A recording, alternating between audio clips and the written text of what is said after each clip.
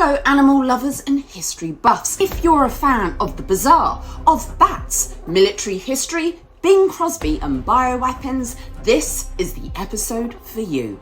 For anyone following my Animals and History series, you'll know how attempts were made to create cat spies and the crucial role that dogs, horses, pigeons and other animals have played during the First and Second World Wars. Yet one animal stands out for its less than stellar military career. We're talking the story of bats and how the military attempted to use them in warfare.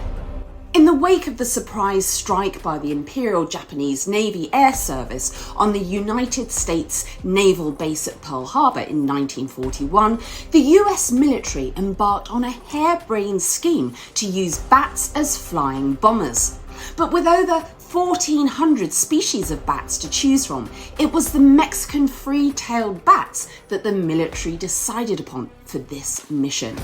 The plan was to arm these nocturnal insectivores with tiny incendiary devices and release them over Japanese cities. The idea was that these bat-winged soldiers would roost in buildings and detonate, causing widespread destruction. The operation was called Project X-Ray, and what could possibly go wrong? Well, quite a lot as it turns out. Project X-Ray was riddled with flaws. For one, during the 1940s, a bomb hadn't yet been invented that was small enough for half-an-ounce bat to carry. And secondly, whilst bottlenose dolphins, rats, pigeons, horses and dogs have all been successfully trained in military missions, bats were far more challenging when it came to following orders. Despite these challenges, Project X-Ray was given the green light thanks to its maverick creator, Pennsylvania dentist Lytle S. Adams. What the heck does a dentist have to do with soldier bats? Well, bear with me. Adams had influential friends, including the then First Lady Eleanor Roosevelt, who had previously reviewed one of his other inventions, a mail delivery plane. Now, Adams pitched this bat-bombastic idea to President Franklin D. Roosevelt, and he must have thought Adams was simply fantastic, because the idea was forwarded on to the National Research Defense Committee with a note from Roosevelt saying, "This man is not a nut. It sounds like a perfectly wild idea, but is worth looking into." So, with presidential backing, Project X-Ray was stamped top secret, and a team of senior army officials, arsenal experts, engineers and biologists were assembled. This crack team then set about capturing thousands of Mexican free-tailed bats from the southwest, where they roosted in their millions. And as if this story wasn't bizarre enough, parts of the bombs that were made for the bats to carry were actually manufactured in a factory owned by the singer Bing Crosby. Having built the bombs thanks to Bing and his factory team, the next task was to attach the bombs to the bats, and this proved tricky.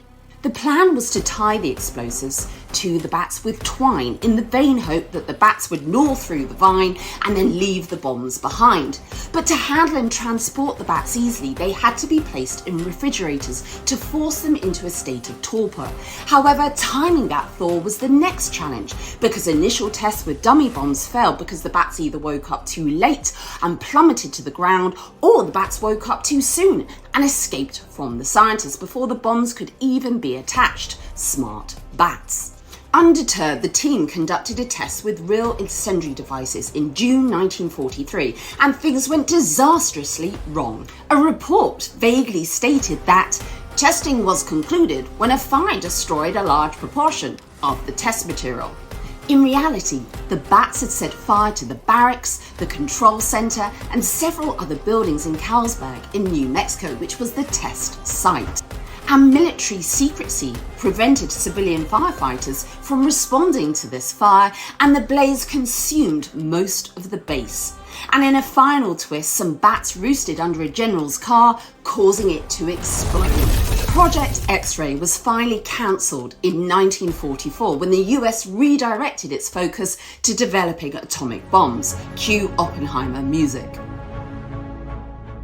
Despite the failure of using bats as flying bomb dispensers, the military's interest hasn't ended there. Today, they are investigating bats for their potential to combat bioweapons. For example, the Egyptian fruit bat can harbour deadly viruses like the Marburg virus without getting sick, and this virus is a close relative to Ebola, which can cause fatal fevers in humans. So a coalition of scientists from Boston University and the US Army Medical Research Institute of Infectious Diseases have been studying how these bat super immunity can support their groundbreaking work regarding the fight against biological threats.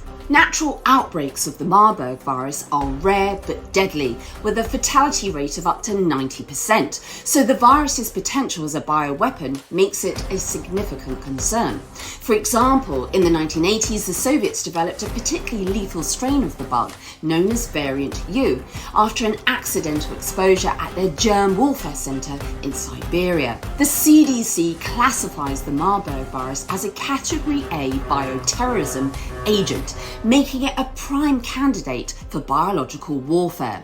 And the Defense Threat Reduction Agency, a division of the US Department of Defense, supports research into bat immunity, suggesting it could hold the key to preventing the spread of such deadly viruses. So this new research might just see bats as the unlikely heroes in the fight against bioweapons. And this may potentially make up for the fact that they made dreadful bat-winged soldiers.